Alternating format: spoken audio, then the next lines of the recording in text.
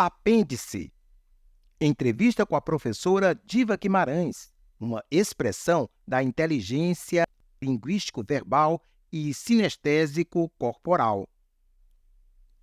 Professora Diva Guimarães, também conhecida como Dona Diva, filha de Dona Rita, parteira e lavadeira, e seu Pedro Manuel, ferroviário.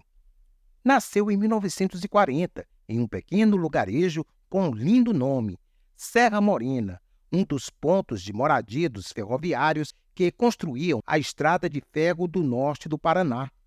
Formou-se professora para ensino primário em Cornélio Procópio. Formou-se em Educação Física na UFPR. Fez especialização em basquetebol, voleibol e judô e vários outros cursos de curta duração sobre esporte e educação infantil. Após aposentar-se, cursou e formou-se em fisioterapia na Faculdade Tuiuti, em Curitiba. Fez pós-graduação em acupuntura, primeira turma do Paraná. Como professora de educação física, foi técnica e árbitra mirim, infantil e juvenil de basquetebol, voleibol e atletismo. Adulto, basquetebol, voleibol. Como fisioterapeuta, exerceu a profissão por mais de 10 anos como massoterapeuta e acupunturista. Leia a entrevista que preparamos para você. Dona Diva, quando a senhora identificou a sua vocação profissional? Identifiquei minha vocação profissional muito cedo, quando aos 10 anos fui agredida na escola e tive que mudar de sala. Percebi então que, perante as leis, éramos tratados de forma totalmente desigual. Após este episódio, fui carinhosamente acolhida e tratada pela professora Raquel Ribeiro Melo, do 4º ano primário. Decidi, então, ser professora. Alguém a influenciou na sua tomada de decisão profissional? Se a sua resposta for positiva, de que forma foi influenciada? Sim, minha mãe, Rita, pelo valor atribuído à educação e pela luta para que os filhos estudassem, e mais 3 professoras, fundamentais à minha formação. Deni Correia Pedotti, por me incentivar à leitura desde muito cedo e pelo apoio e carinho com que sempre me acompanhou.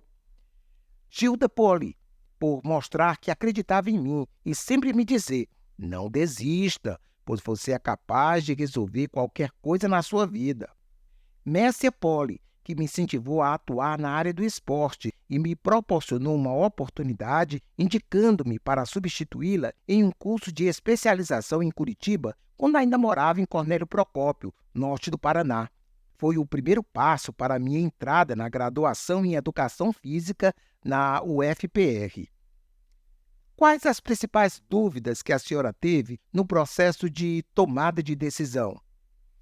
Tive medo de ser discriminada profissionalmente, o que realmente aconteceu algumas vezes. Que orientação daria a um adolescente em fase de tomada de decisão profissional? Que ele acredite em seu potencial, estude, leia muito e jamais desista de seus ideais. Legal, né? Esta experiência de vida da professora Diva. Entrevista com o técnico de futebol Jorginho, uma referência em inteligência sinestésico-corporal. Nosso repórter Adão teve o grande prazer em entrevistar o Jorginho, campeão do mundo da Copa de 1994 e com uma folha exitosa como técnico de vários times de futebol. Pode-se dizer que a inteligência predominante do Jorginho é a chamada, na teoria das inteligências múltiplas, inteligência sinestésico-corporal.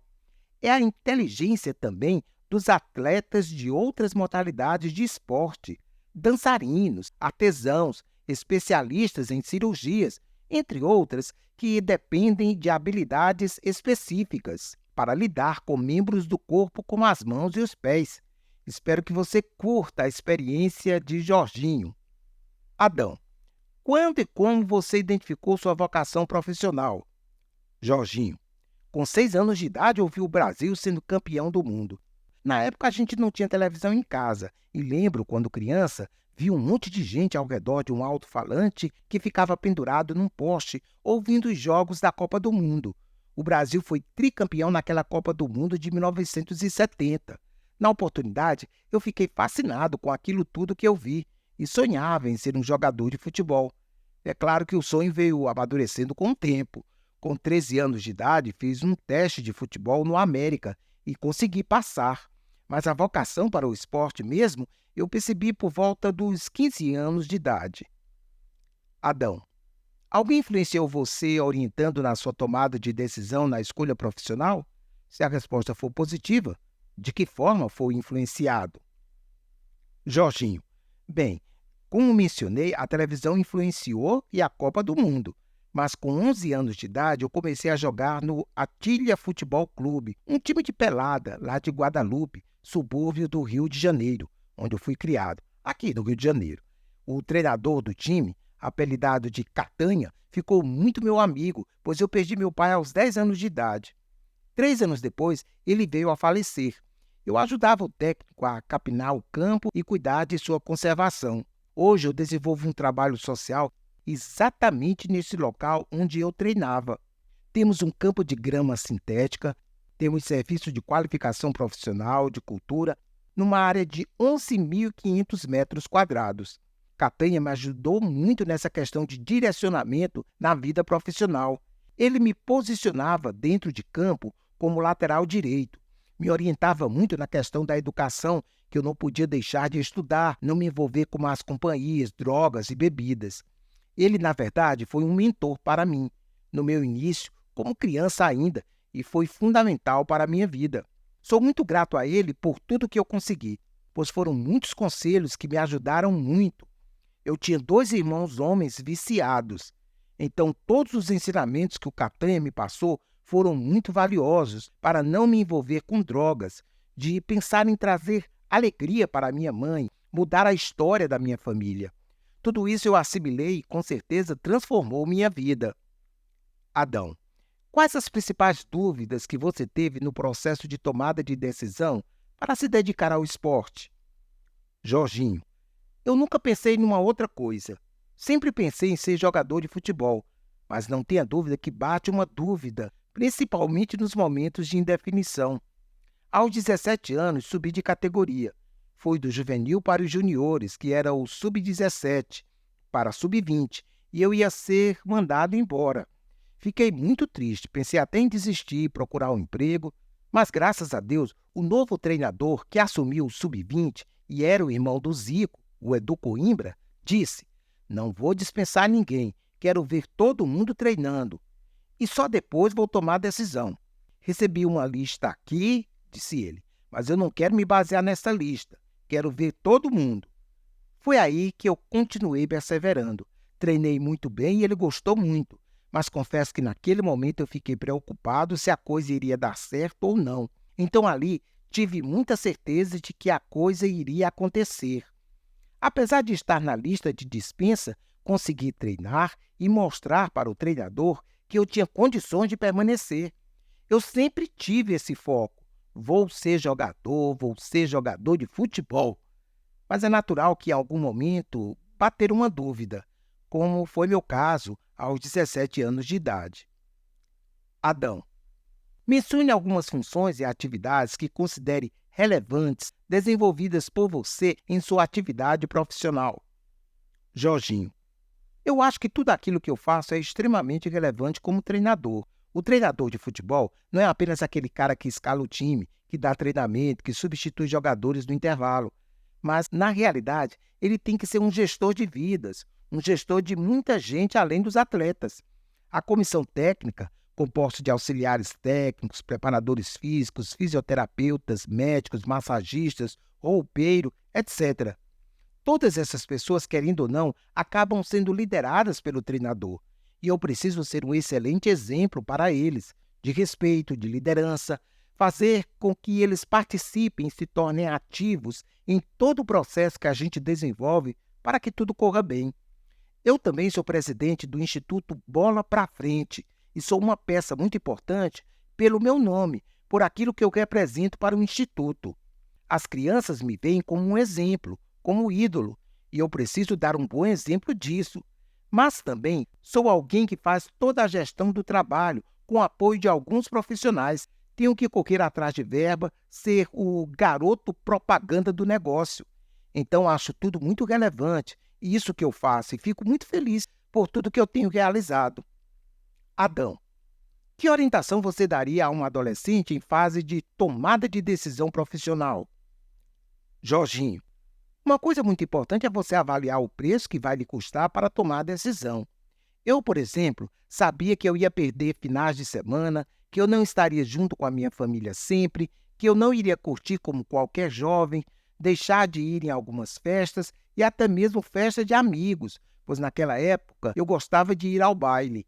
Na minha época, por volta de 15, 18 anos de idade, eu sabia que a minha vida quase toda, até os 35, 37 anos, quando eu parei, meus finais de semana estariam completamente comprometidos, com uma boa alimentação, um bom sono, constante concentração. Então era o preço que eu tinha que pagar. E resolvi pagar o preço porque eu sabia o que estava querendo. Uma outra coisa, se for possível, é conciliar as duas coisas, o que você gosta de fazer e o que você tem que fazer para conseguir o seu sustento. Fazer aquilo que você ama fazer é fundamental. Com 21 anos de idade, eu me converti ao cristianismo. Então orava e pedia a direção a Deus e perguntava se eu devia ou não mudar de clube. Mas isso é uma questão pessoal minha como cristão. Essas são as 3 dicas que eu queria deixar com você. E aí, o que é que você achou da experiência do Jorginho? Quase todo garoto pensa em ser jogador de futebol, talvez por causa da influência do futebol no Brasil. Meu netinho de 7 anos, como todo menino brasileiro, já decidiu que vai ser jogador de futebol. E o cara é craque mesmo. Arrasou outro dia na escolinha de futebol, jogando pela Argentina contra o Brasil. Adivinhe de quanto foi o score? 6-1. Lembra até o 7-1, Brasil e Alemanha, na Copa de 2014. E o neto recebeu o certificado de destaque. Já disse para ele que, se deseja ser um profissional do esporte, é fundamental que cuide bem do corpo, incluindo a saúde da mente. Vai precisar ir muito de cuidados para ser um atleta, ou, se não for o caso, para qualquer atividade profissional. O esporte é muito importante para o ser humano por vários fatores. Podemos afirmar até que o esporte é indispensável na formação do ser humano. Mas só alguns têm vocação para ser atleta. Alguns, mesmo com aparente restrição física, se tornam excelentes atletas profissionais. São aqueles que competem em Jogos Paralímpicos. O interesse de sua parte pelo esporte pode ser um indicador de outras possibilidades na categoria da inteligência sinestésico-corporal, conforme já mencionamos. Pode até ser que o esporte seja uma de suas inteligências predominantes. E mesmo que você não se torne um profissional do esporte, você pode desenvolver atividades esportivas prazerosas como um hobby. Infelizmente, principalmente nos jogos de futebol, temos visto muita agressão e violência nos estádios e precisamos aprender a perder e a ganhar. Ser um bom torcedor. Quem sabe seu projeto de vida possa ser voltado para a educação no esporte. Entrevista com o nosso grande medalhista paralímpico Daniel Dias.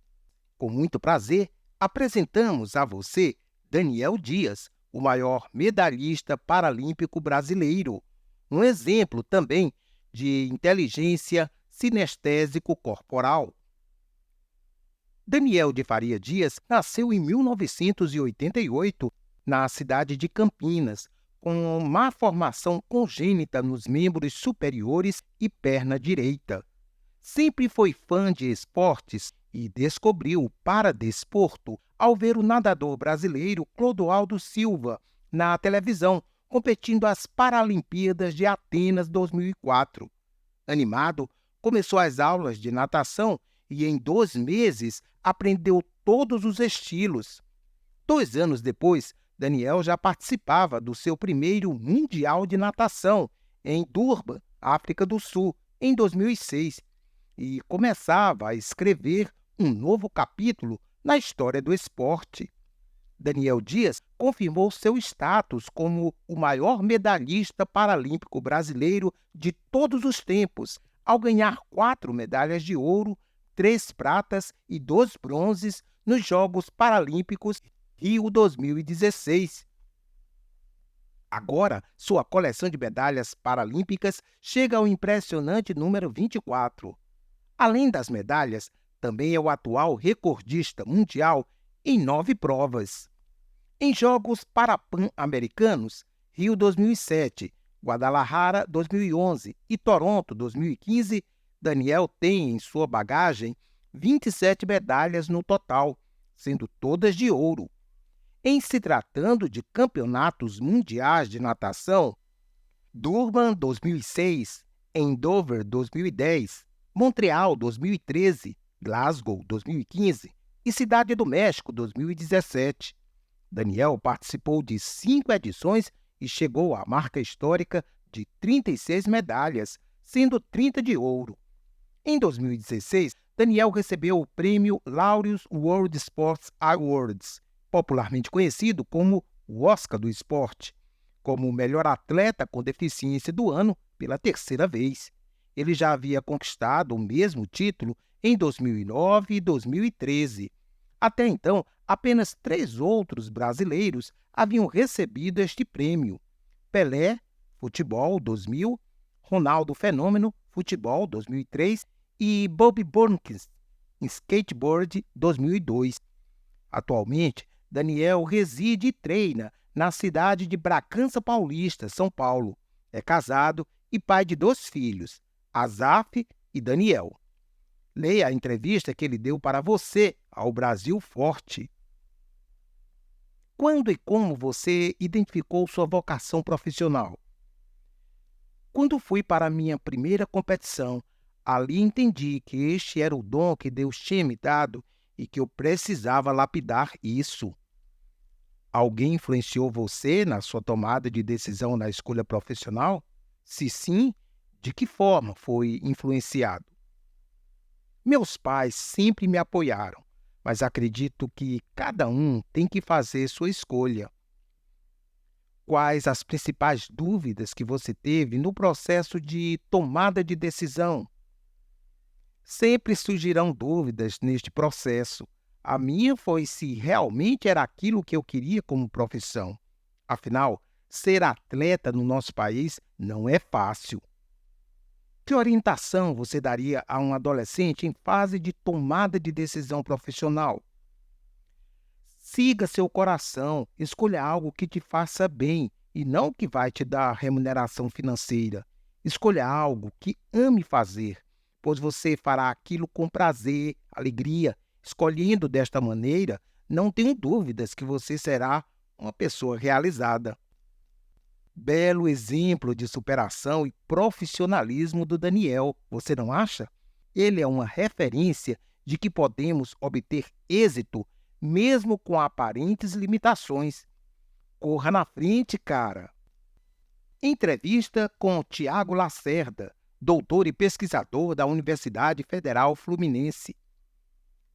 Conheci Tiago ainda na sua adolescência, em cadeira de rodas, com dificuldade de se expressar oralmente e de se locomover por um problema congênito que afetou sua mobilidade e expressão oral.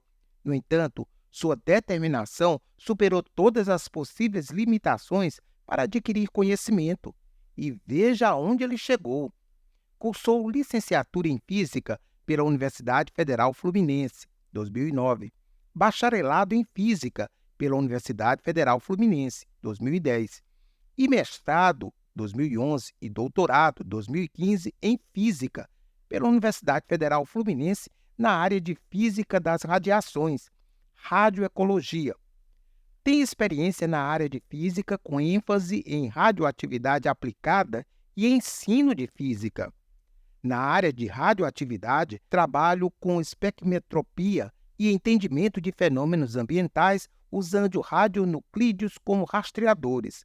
Já em ensino, me dedico a novas metodologias e práticas experimentais que permitam o melhor acesso do aluno às ciências.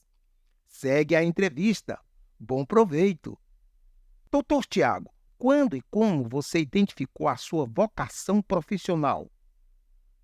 No ensino fundamental, sempre tive facilidade de aprendizado em especial lógico-matemático.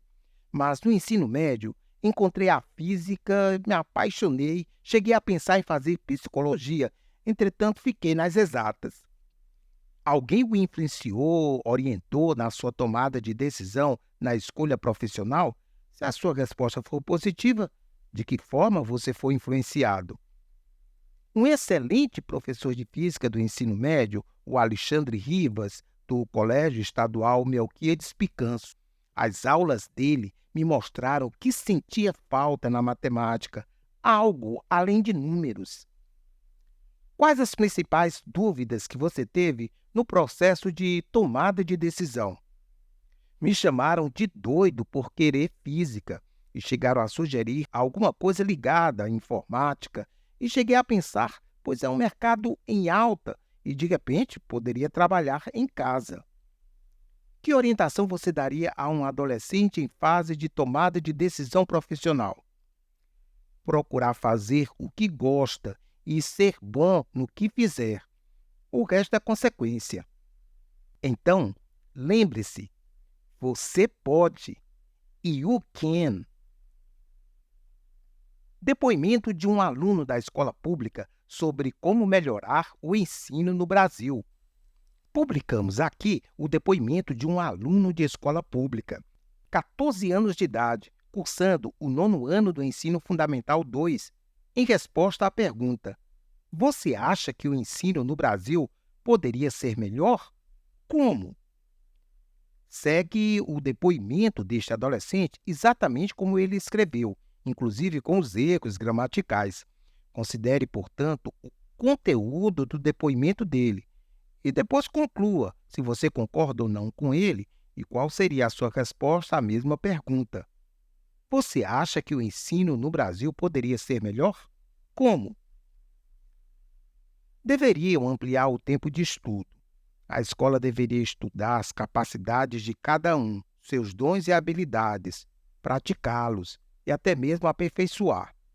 Teria também que ser passado ao aluno uma imagem de respeito à escola, um patriotismo também. Deveriam ensinar desde cedo que no futuro nós seremos os cidadãos deste país e que o faremos crescer, mas que para isso seria preciso ter responsabilidade, respeito e disciplina. E é aí que a escola entra, ensinando aos futuros cidadãos o preciso para o sermos.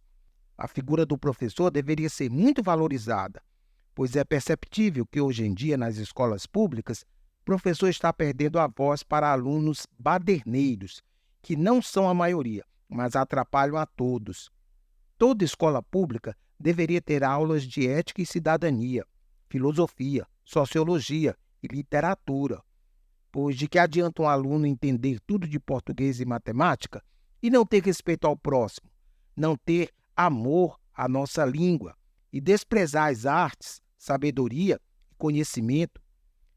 Deveria também ter um ensino militarizado, pois às vezes dá até medo de estudar, ou melhor, frequentar uma escola pública, pois na minha escola, por exemplo, existem jovens que idolatram a figura do traficante, mas o policial não. Jovens que só sabem ameaçar e etc. O que se poderia fazer, no geral, para todas as escolas públicas e particulares é mudar a forma de ensino, que é numa sala fechada, cadeiras e professor.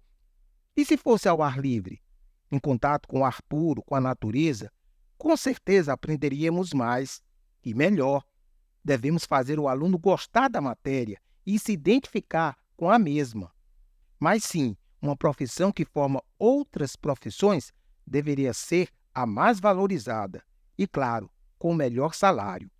Talvez a educação ainda tenha salvação no Brasil. E você, acha que a educação no Brasil ainda tem salvação? Refletindo sobre a educação no Brasil. No Brasil, cerca de 2,5 milhões de crianças e jovens de 4 a 17 anos estão fora da escola. Desses, aproximadamente 1,5 milhão são jovens de 15 a 17 anos que deveriam estar cursando o ensino médio. Quase metade das escolas de ensino fundamental não tem biblioteca ou sala de leitura. Na maioria, Não existe laboratório de ciência nem de informática. Uma em cada 3 nem tem acesso à internet e a maioria não tem rede de esgoto. Das escolas do ensino médio, quase 40% não têm banheiro adequado para estudantes com deficiência ou mobilidade reduzida, e mais da metade não possui laboratório de ciências.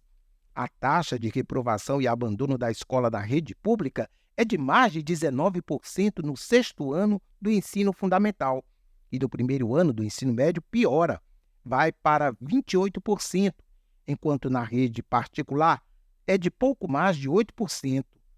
Os dados educacionais em relação ao aprendizado de português e matemática são muito baixos. Apenas 7% das pessoas egressas do ensino médio aprendem o mínimo esperado em matemática.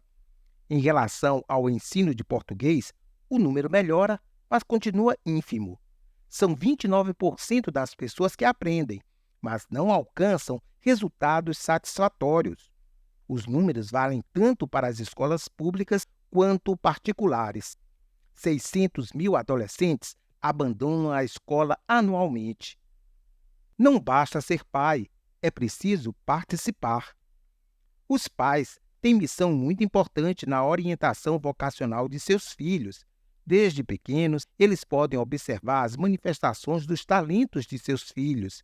Então é importante abrir canais de diálogo sem imposição entre pais e filhos. Veja o depoimento destes pais no processo educativo de sua filha, que sirva de exemplo. Aninha, a primogênita, desejava ser professora desde criança. Juntava as bonequinhas e os bichinhos de pelúcia e passava horas dando aulas para eles. Sempre alimentamos esse desejo, pois venho de uma família de educadores. Com 14 anos, a Aninha já trabalhava como auxiliar no Piccolo Undo, uma escola de educação infantil perto de onde morávamos. Fez magistério, depois imediatamente cursou pedagogia na PUC de São Paulo. Foi professora no CBB. É diretora pedagógica no Colégio Batista Ágape de Campinas, com quase 1.000 alunos. Fez vários outros cursos em sua área. Sempre motivávamos a Aninha para essa área profissional, por vermos a sua inclinação para o magistério. Os presentes que dávamos nos aniversários, Natal, Dia da Criança e até em dias sem qualquer celebração especial eram voltados à educação. Livros, lousas, aventais, mesinha com cadeirinhas, vídeos pedagógicos. Orávamos com ela sobre um futuro brilhante. Sempre mostrava que não bastava ela ser mais uma professora, mas sempre perguntávamos: que tipo de professora você será? Um grande impacto na sua vida, ainda na adolescência, foi quando assistimos juntos ao Mestre com Carinho. Depois de assisti-lo, compramos o vídeo e a apresentamos. Ela assistia 2 ou mais vezes por semana, vivia cantando as músicas do filme. Também pudemos encorajá-la nessa área, convidando-a, ainda adolescente, para ajudar no Ministério Infantil da Igreja Batista de Vila Mariana. Ela amava e se preparava mesmo. Mais tarde, quando jovem, a Aninha implantou um trabalho que envolveu grande equipe de voluntários naquele ministério. Quer saber mais? Nosso livro Você, Cida e Adão não tem a pretensão de esgotar todos os assuntos pertinentes às demandas da educação do ensino médio no Brasil. Nem mesmo é o veículo adequado para uma abordagem muito abrangente. Por isso, estamos acrescentando algumas informações que podem ser úteis para você complementar as informações que necessite na busca de orientação vocacional profissional. Colocamos à sua disposição o nosso site e e-mail, brasilforte21@gmail.com, para trocarmos figurinhas, continuando nosso contato. Gostaríamos de receber uma avaliação sua sobre o livro, bem como as suas sugestões para o Brasil Forte em sua missão de contribuir para uma educação de qualidade e para todos.